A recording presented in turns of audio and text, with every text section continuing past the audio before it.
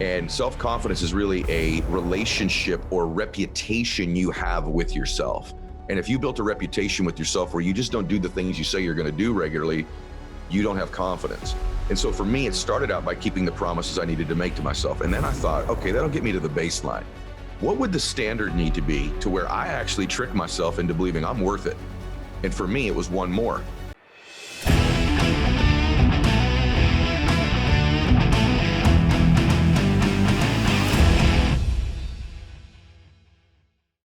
To have Ed Mylett here with us today, y'all. He's an entrepreneur. He's a legend in everything he does, like whether it's in the fitness world, whether it is in the entrepreneurial world. He is a sought after global speaker. Oh my goodness, he's a best-selling author. In fact, he's got a brand new book coming out. It is The Power of One More, the ultimate guide to success and happiness.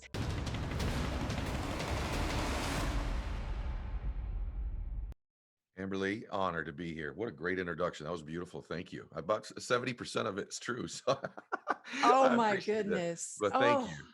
I'm just so happy to see you. And my heart's still beating real fast. I told my daughter this morning, I said, Ruby, have you ever really, really wanted something and really like a dream come true and it happened? I said, this is what's happening right now. So make sure that there's nothing going on outside my office door. She's out of school today. So she's I know what that's like. Believe me, I know what that's like. I got 2 of them, but that's wonderful. What an honor. I mean that too. Thank you. Yeah, well, I was looking through my notes because I had written some notes in my phone to ask you, and it came up on my podcast. And back in 2019, when I first started the podcast, you were the first person I had listed as who I really wanted to be on the show. So I believe in delayed gratification. So do I. And it's happening now. I mean, I'm so grateful. So with your book, I have to say, I love the way that you speak about your father. And I know he had 35 years of sobriety. Yeah. And I just wondered, and I'm sober myself. And so it really touches me when I hear you speak about your dad, and I can understand too how you grew up. But is the title of your book, was that inspired a little bit from your dad? Not a little bit, entirely.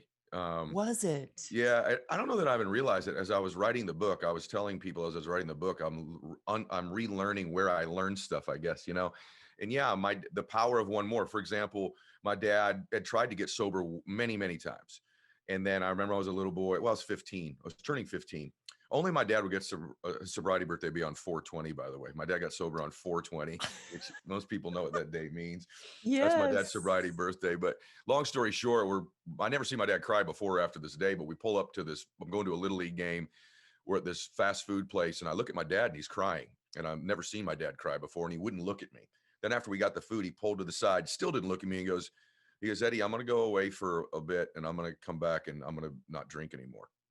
And I said, Daddy, what would be any different about this time?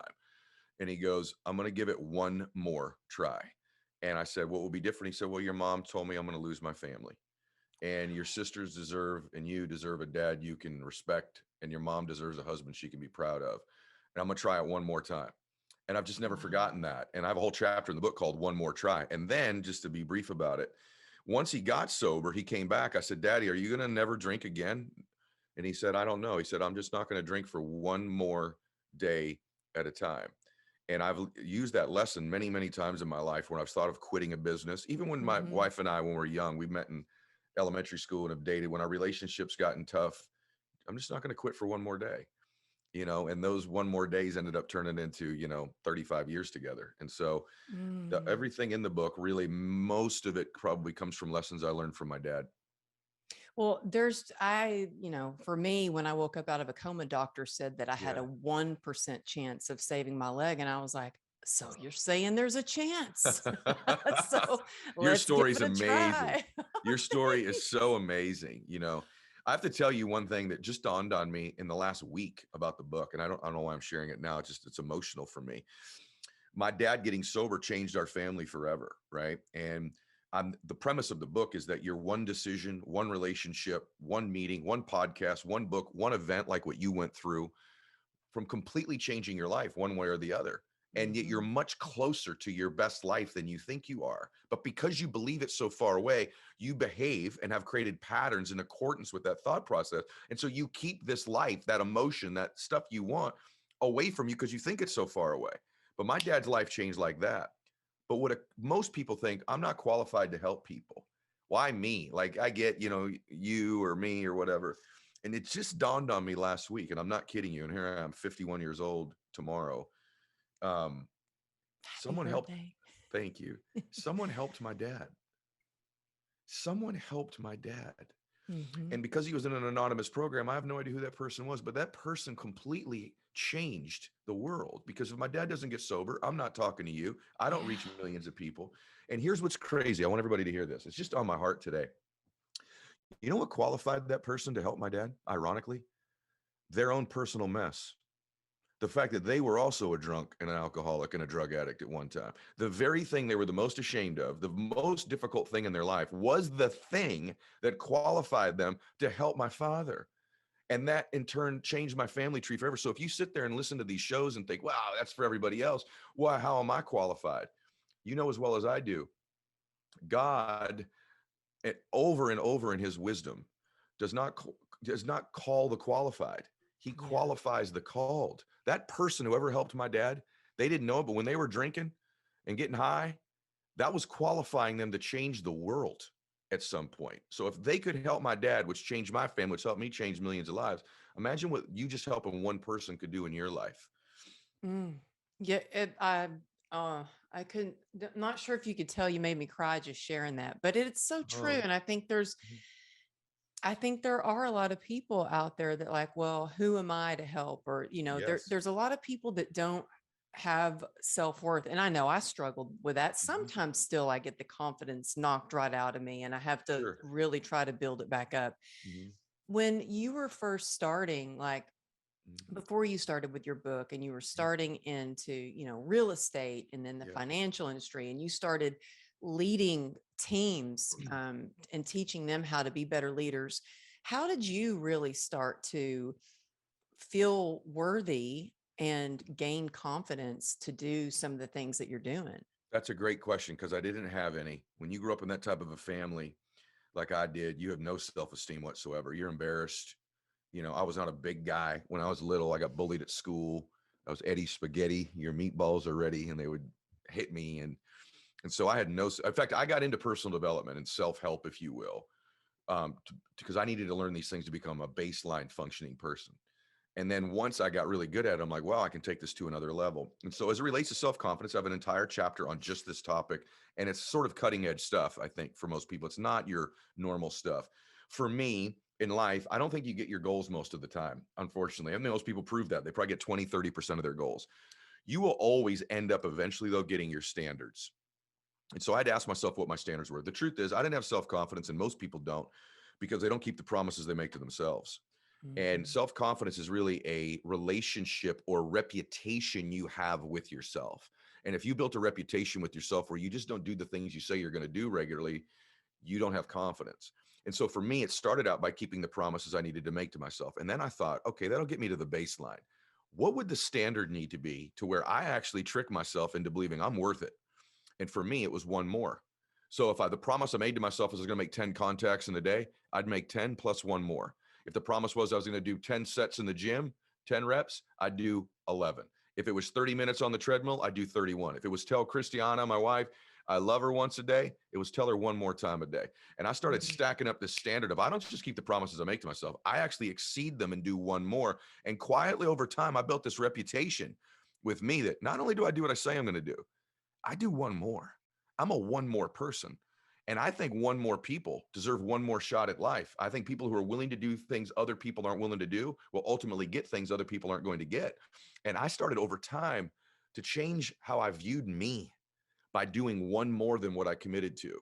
And then I also say in the book that there's a trilogy of self-confidence. I'll just give you this quickly.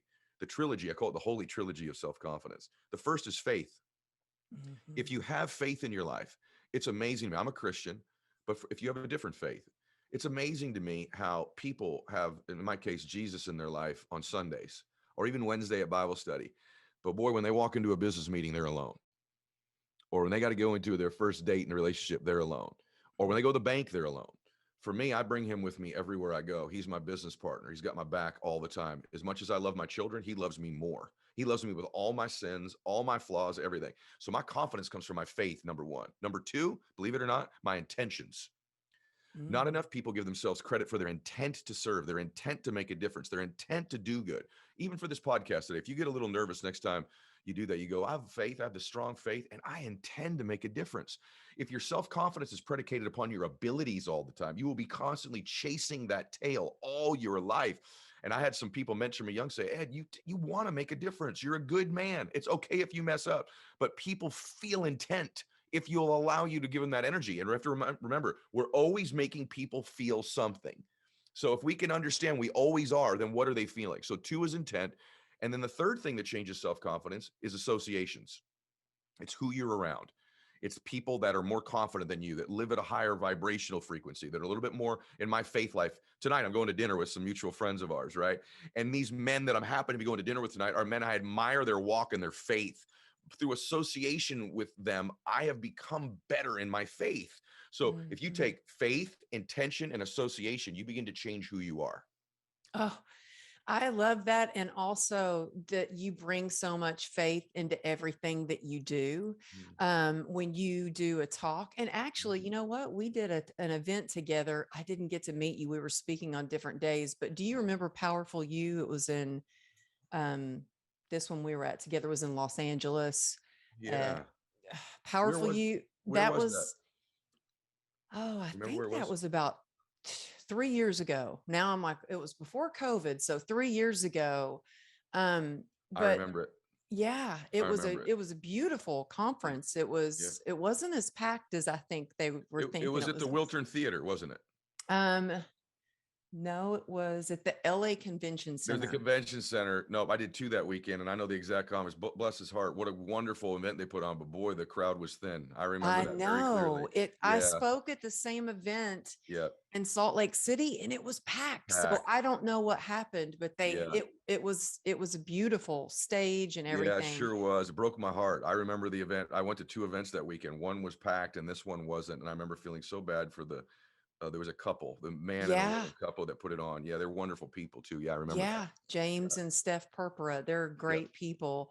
But I watch your talks and I love how you bring faith into it. Our friend Thank John you. Gordon does the same. Sure he And it does. was interesting to me when I did my first TED talk, one of the first things they said is don't talk about God. And I'm like, Yes. but God goes everywhere with me. What do you Mhm. mean don't talk about God? He's my Mhm. best friend. Like, you know Yep. what I mean? And so Yes, I do.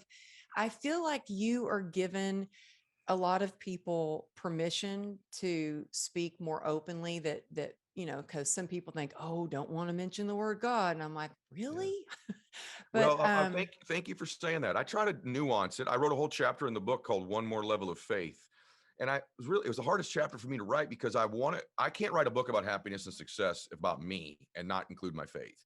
Same time, I mhm. don't want to alienate people or push them off or come across as judgmental. So I always try to nuance it. But when I talk to, Joel Osteen's become a friend of mine, Stephen Furtick's a friend of mine. Um, That was I've talked such a great episode on your show with with Joel. Joel. Oh, Yeah, y'all have to go wonderful. listen to Yeah. that episode. Actually, you'll probably want to binge his Ed Mylett show because it's Thank so you. great. But Thank you. yes, Thank but you. tell me, I'm sorry, I just had No, to no, say that no. was I a love great that episode. episode. I was on Joel's show and I loved that too. I've just told them both, and I love them both. But I said, hey, people know what they're getting when they come hear you. You know what I mean? People when they Yeah. go to a church, they know, okay, this is what I'm getting. And I said, I have a little ministry of my own because when they come to me, they want to get a jet. They want to get a mansion. They want to have an ocean. They want to own an island like I do, right? They want all these things of the world, which by the way, you should have. They're there. You ought to have them. But when they get there, they're going to realize when they listen to me that, hey, there's something else you're going to get to. And so I love the fact that, and by the way, I used to be resistant because I'm a sinner, but I'm saved by God's grace. He's like, man, hold me up. Come on, man. I'm not the guy that you got to hold up. And I just realized over time that, you know what? God uses everybody. And if you look at, all of his followers, you look at the apostles, you look at these guys, they're just a ragtag group of dudes who made a lot of mistakes too, and they changed the world. Right. And so that's Hmm. what each of us incumbent upon just to share from our heart if we can, whatever we believe in, and hope that makes a difference for somebody. Well, I hear you say a lot, God is always working for you, because a Yeah. lot of times in our life, a lot of times people are like, oh, my life is so hard. This sucks. Why is this happening? Hmm. But you look at it always as everything in your life as God is working for you. And when Hmm. you were younger, I heard on one of your interviews how you got hit. You were a baseball player and Yeah. you got hit in the calf with a Pitch. ball, and it Hmm. it made a tumor, and you had Hmm. half, and I didn't know we had that in common. So my Hmm. calf, my right Hmm. calf, is it your right leg? It's my right calf. So my right calf is actually in the front of my leg. But so I was like, wow, well, Wow. we have that in common too. Something with an SUV that hit my leg. I'm not trying Yeah. to one up you on that one, You but you one upped me. You one upped me. A little baseball hit me, so it's much different. Yours was much more traumatic.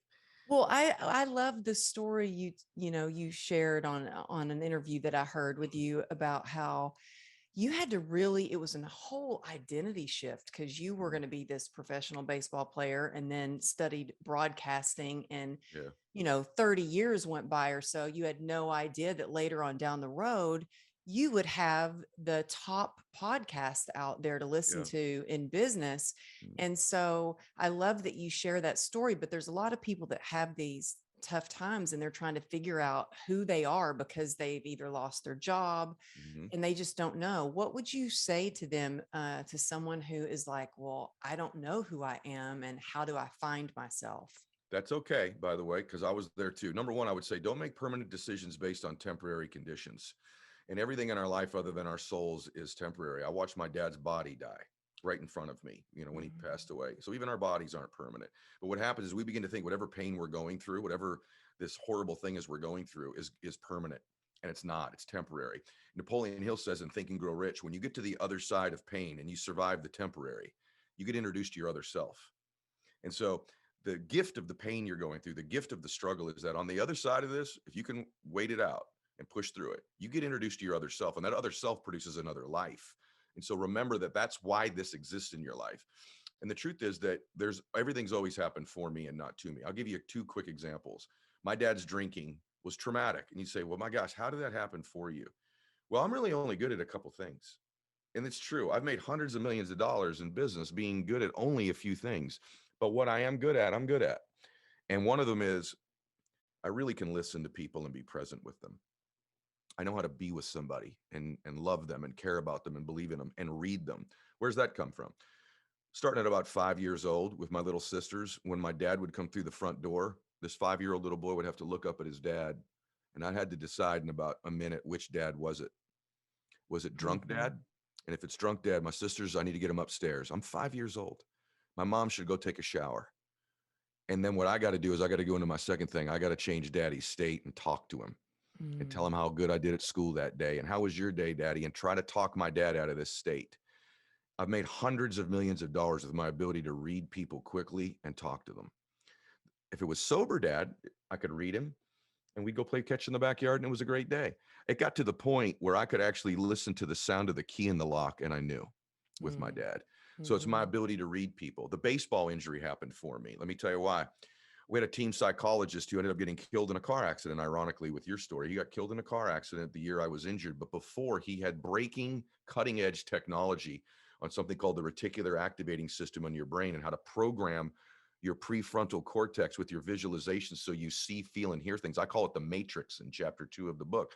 And I learned this cutting edge brain technology from a man who never got to share it with the world because he got killed my sophomore year of Mm. college. And if I don't get injured, I'm not sitting there with him every single day for a year learning all these mental skills Wow. that he then gave to me that I now teach the world in my book.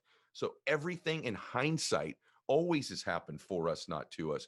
It's our ability to have hindsight vision in the present context that gives us bliss. Because last thing, it's not the events of our life that define us. It's the meaning we attach to the event that creates an emotion that then drives our behavior. You and I could roll up to, and this is sensitive for you, you and I would roll up to the scene of a car accident and see someone passing away and think this is one of the most tragic events we've ever witnessed in our life and would generate a certain emotion in both you and I that would be very similar. Mother Teresa, her beautiful heart, she'd roll up to that same event, totally different meaning to her. She used to say the honor of her lifetime was to be with somebody as their soul left their body and went to heaven. Same exact event, totally different meaning, totally different emotion, totally different experience. So it's not the event you're going through, it's the meaning you're attaching to it. Oh, that is so powerful.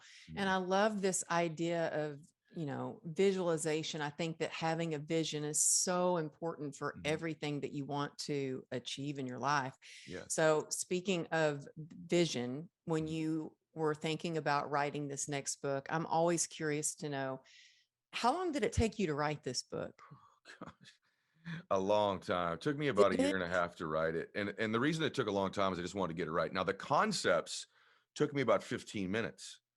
So when my dad passed away, I was with him. I don't know why it makes me more emotional today than normal. And within about a few minutes of my dad passing away, I don't know why. This is one of the thoughts that occurred to me. One of the things I thought of was I'll be the next one. Mm. And before I leave here, I want to get in a full text because my other book was very quick for a reason. The older I get, the more I realize what I don't know. But what I do know, I know. And I've learned some stuff along the way.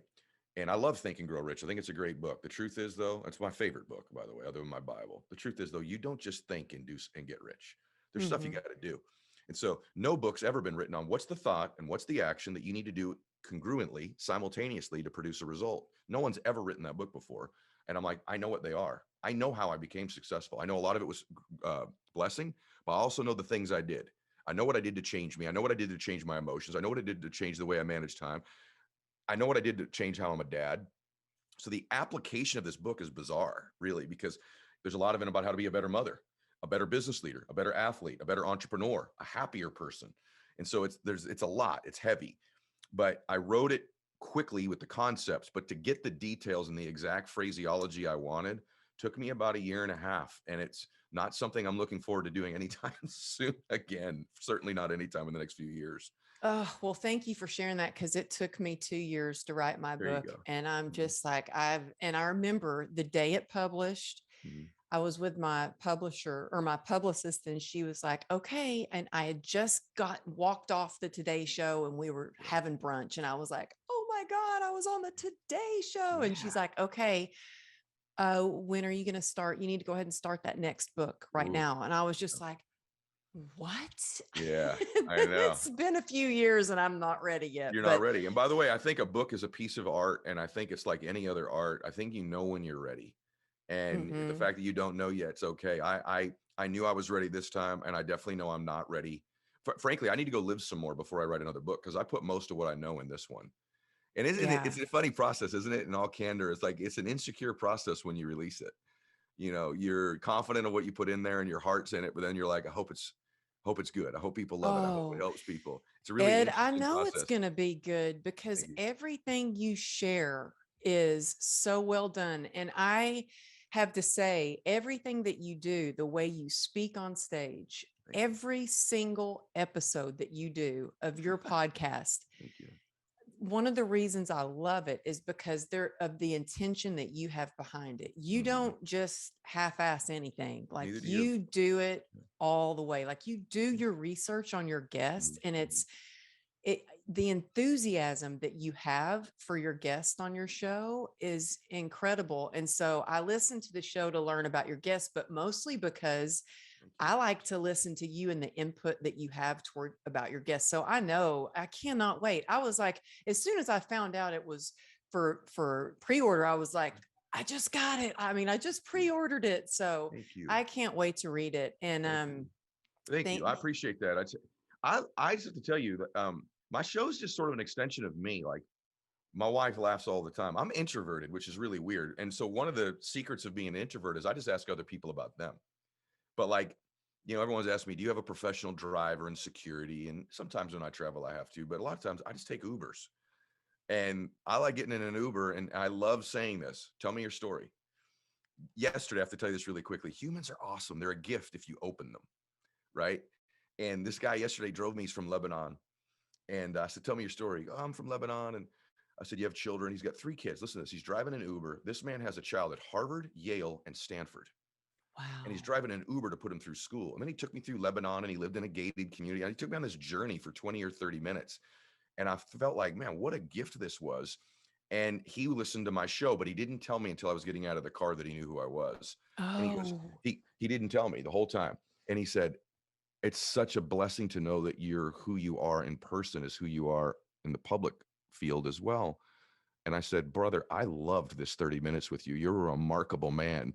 And it oh, gave me my heart because I'm telling you right now, what an amazing man. He's out there driving Uber, 3 kids at some of the 3 best schools. I said, and I told him, I said, tell me about your wife. She must be amazing. He goes, oh, let me tell you, I met her when we were 14. I was just like, what a great, just unlock this gift of a human, right? So that's why I love to do the show because I get to do that every week when I have someone on. yeah. And, with that, I think that's one of the highest compliments is when somebody says, wow, you are exactly like or when somebody says, you're so nice, you're so down to earth, I can talk to you, Yeah. that's a high compliment. And then I have heard you compliment, I think it was Megyn Kelly on your show. Mhm. And you said that she was confident yet had humility. Yes. And to me, if I were to describe you besides being, like a complete legend and badass, is like you Okay. have this confidence about you, Mhm. yet you still have such humility about you. And one of the things I love about you is your authenticity, because the luminous success you've achieved and all the fans and followers that you have, you still admit, yeah, sometimes, hey, look, when you release a book, it's a little bit like, oh, I hope it's good. That's one of the things I love about you, because as humans, we all have those emotions where we go through periods of our life where we have feelings like that. So I appreciate you saying that. I feel honored that I get people listen to me. So actually right now, even on my social media, I've been regularly talking lately about some stuff that's, I'm going through something stressful or a friend had hurt me. I decided early on when I worked at the orphanage that I worked at with all the boys that changed my life. They just wanted someone to love them, care about them. Very important here. Believe in them and show Hmm. them how to live better. And I used to think, well, that's because they're orphan boys. And I want that because I'm a child of an alcoholic. Every human wants it. People, how do you get these? I coach some of the top world leaders. I was on this morning with someone who used to run a very big country.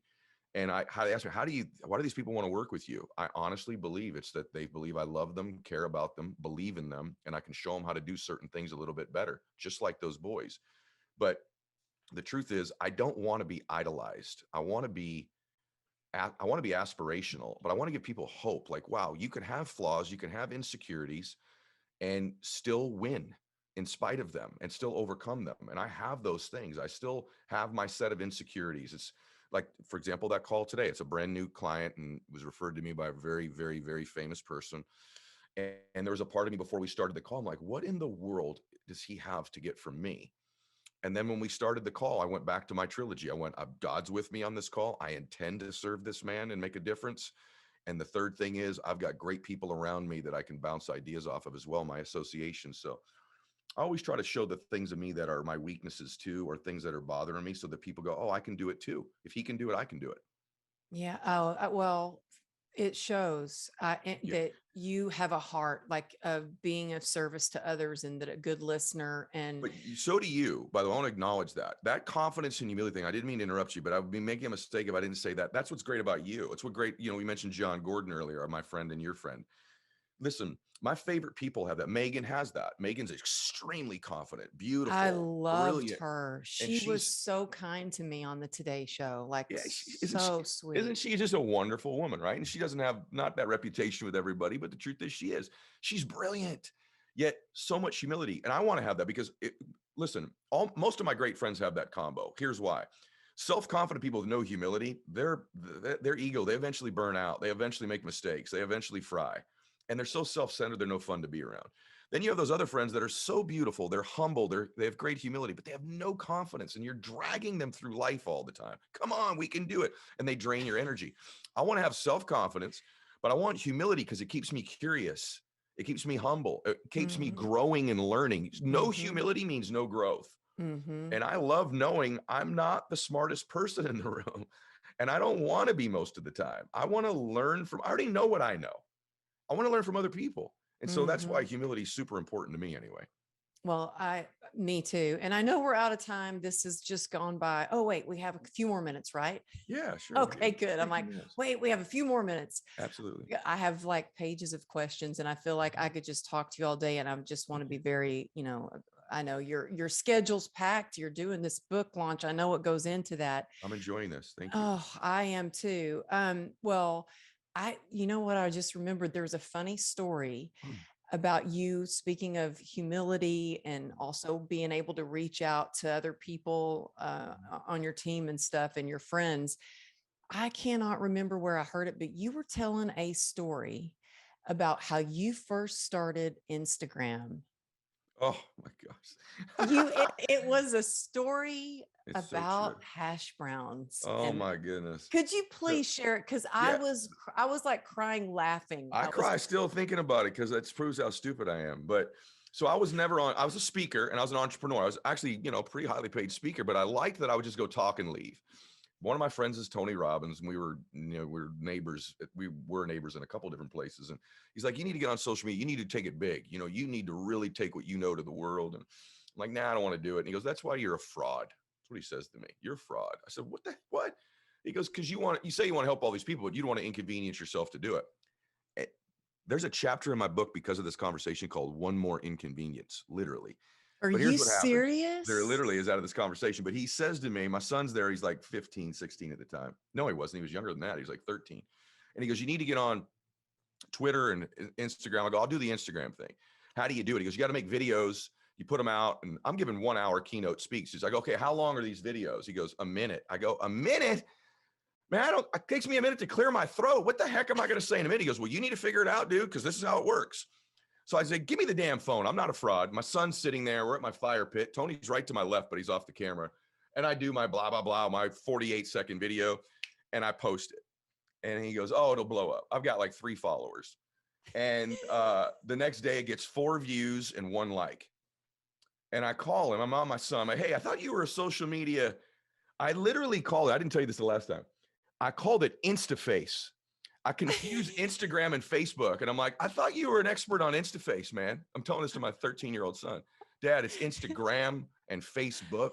I'm like, whatever it is, clearly you don't get it because I got 4 views and only 1 of them even liked it. So I called Tony and we're both on our boat, so it's noisy. And I go, hey, this thing doesn't work. He goes, you posted 1 video, man. It's going to take a while. I said, well, what am I doing wrong? I got 4 views and only 1 of them even liked it. And no one said anything on the comment thing. And here's what I hear him say. He goes, listen, first thing, you got to post at the right time of day. Post at breakfast time. Okay. Now to this day, I still post every day at 7:30 a.m. because he told me to do that. I post the exact same time every day, but he said breakfast and the boat's on and it's a little bit loud and I don't know anything. And then I hear him say, you got to post at breakfast time and you got to have hash browns in every video. And I don't want to sound any more stupid than I already sound. I'm like, hash browns for what? I go, all right, man, I got you. Okay. And I hang up. I go, Max, how come you don't know about the hash browns? He goes, Dad, what are you talking about? I said, Tony says specifically, post at breakfast with hash browns in the video. And Max is like, I've never heard that, Dad, but if Tony says we should do it, we'll do it. So the next video, you can look at my Instagram. The second video I make, I'm at a breakfast table with hash browns in front of me, and I make another video. I have no idea why these hash browns are a necessity to the video at all. I post, it gets 3 views and no likes. And I call him back. I go, hey, Robbins, you don't know about this stuff either because I just posted a whole damn video. It took me forever to record it 9 times. Now I got 3 views, no likes, and I got the hash browns in the video. He goes, what in the world did you just say? I said, I got the hash browns in the video. He goes, dummy. I said hashtags, not hash browns. I said, what is a hashtag? He goes, I don't know. It's like a pound sign and then a word. I go, what does that have to do? And then he goes, I don't know, but it works. You got to do a pound sign and then some words. Now it's even weird. Hash browns seemed less weird to me than pound signs and words. And I started out on social media thinking I needed hash browns in the video I had in order to get successful. And what's ironic about it is, here we are, like, I don't know, 100 years later, and I've been picked like 5 different times the fastest growing viral businessman in social media history because I've never run an ad. all my peers have run hundreds of millions of dollars for ads for their businesses. I've never run an Instagram or a Facebook, never mind an Insta-Face ad in my entire life. An Insta-Face. And I've got millions of people that watch my stuff. I've never run an ad before. So it ended up working out because of the quality of the content. But yeah, I started out with breakfast foods in my video. Oh my That goodness. I And would ever wait, go. how long ago was this? I'm gonna say, I was thinking about this yesterday too, because the story occurred to me yesterday, because I had a video that did like 8 million views or something. And I was like, wow, that's a big difference. I think it was 6 years ago. Maybe it was 6 or 7 years ago was when I did my That first is video. incredible. And it's because you just give value, value, Thank you. value. Thank you. Everything you do is you give so much value. Oh, And thank you. so I mean, I've been following you on Instagram for years, and you're my go-to page Thank when you. Wow. for wisdom or motivation or inspiration, Thank you. I because it hope it is. gives people hope. I hope people have hope. Like whatever you're doing on social media, you probably weren't so stupid to put breakfast food in your first video. You're probably doing better now. Well, I love that you share that, because I tell people, 5 years ago, I didn't even own a computer. I didn't have social media. I hand wrote like 80, 90% of my book on a notebook. And Did you then, really? Wow. yeah. And so when I heard you share that story, I was like, thank God I'm not alone, and figuring things out with social media, because it hadn't been that long ago that I started figuring things out too. Well, And you're unique though. Let me say something to you. You have a special superpower, which is that there are inspiring people. I'd like to think that, I can be inspiring, but it's very rare that someone, and then there are, by the way, people with inspiring stories, but they're not so inspiring, right? You're the combination of both. Your story is radically inspirational, and then you deliver it in a highly emotional and inspirational way that resonates with people. That combination is like a superpower, because it's very rare. There's very few people on the earth that both have your story and the ability to deliver it in an inspirational way. So you have a huge advantage and strength that most people don't have. well, thank you. I am just taking that to heart right now. True. Thank you so Good. much. You just made my day. It's true. Y'all heard it here. Y'all heard Yeah, it here on the show. I'm right. Trust me. Well, for me, I know and a lot of people in my mastermind, there's some people that are doing really well on Instagram and on social media. There are other people that are kind of introverted, and it's Mhm. hard to do a video. Were you ever like uncomfortable doing a video of yourself and speaking right into the camera, Yeah. or going out onto stage and delivering a talk? Were you ever like have stage fright, or even like get camera shy and be like, oh, I don't know if I can talk into the camera? Yeah, more the stage. For some reason, when I started doing the videos, that actually felt relatively natural to me. I'll tell you. Now, what I am is I'll pick myself apart. I mean, I'm being completely honest here, where I don't like how I look a lot. I'll Which is text you. crazy, Yeah. because No, it's people well, thank you. strive to look like you. But I Oh, think it's human nature, again, to. I did it yesterday. I did 3 shows in the Sirius XM studios. They bought my show, and so I do stuff with Stitcher and Sirius. And I did it yesterday, and finally, my producer said, "Ed, stop saying you don't look great today. You look fine." And she didn't say fine. She said something nicer than that. But I'm still that way. So the part of my appearance, but the content itself and the ability to deliver it, I feel very comfortable doing that for some reason. What I'm uncomfortable doing is sharing my private life a lot. My wife doesn't like to be on social media at all. I think half My the people. husband doesn't Yeah, either. I think half people think I'm single because I almost never post about my wife, because she would prefer that I didn't. I'm not single. Um, and then I think the stage stuff, certainly though, I do get anxiety sometimes when I'm going to go speak. And usually that's when I'm just in my ego, when it's all Hmm. about me. When I really move into that intention to serve people and it becomes about them, the pressure sort of comes off. I don't have to have the perfect words. I'm there to make a difference. My flaws are sort of inspirational.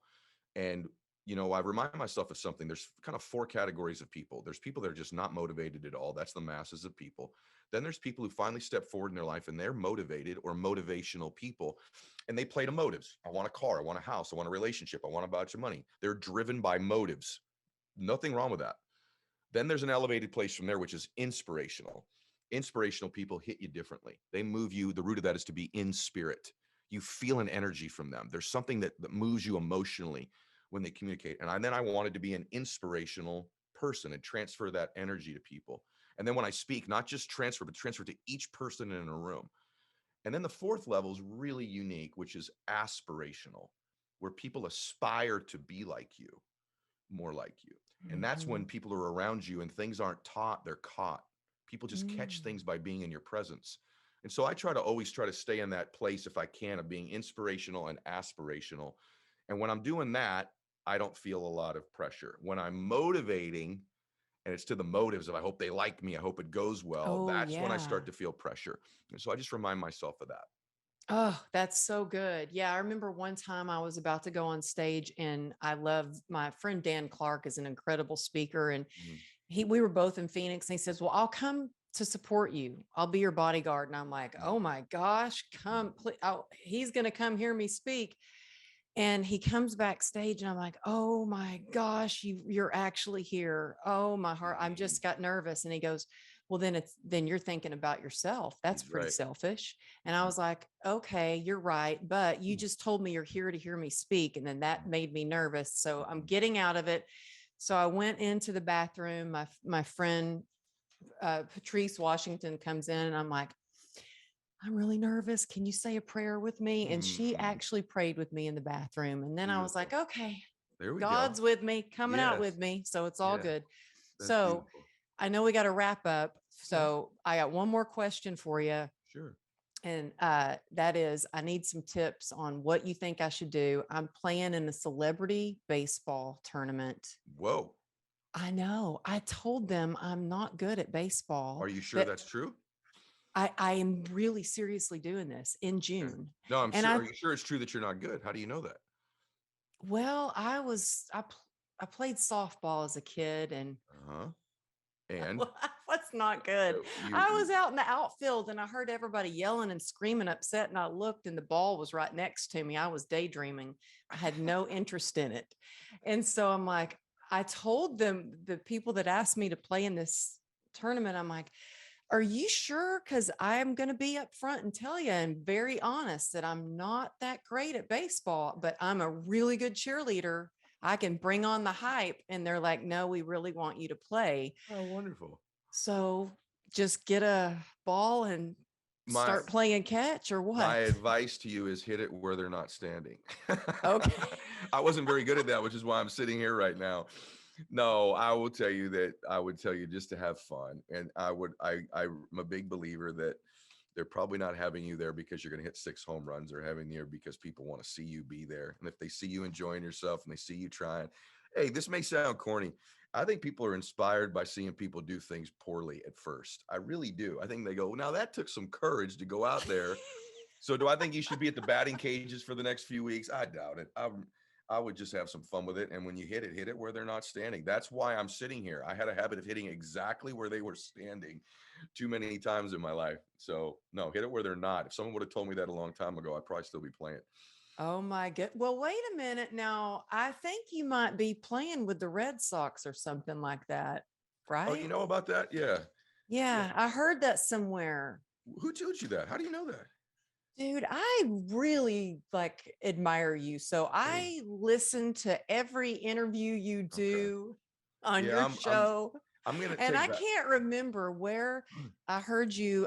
I think you know what? I think it may have been John's interview, John Gordon's Positive You podcast. Yeah, I'm going to be taking batting practice at Fenway for sure. So I got to hit one out of that park. Now that I am practicing for, I'm not going to lie to you. There's a couple guys on the team that So it's true. You're really going to. I'm practicing. I'm not playing with them, but I know when you've got a vision for something. Yeah, I don't know. I'm not sure there's a market for a 51-year-old, couple torn hamstrings anymore in the big leagues. But if there is a spot available, I will certainly be willing to take it. But I am. But you know what? You're not like. I'm not. I'm going to hit one out of I'm going to tell you right now.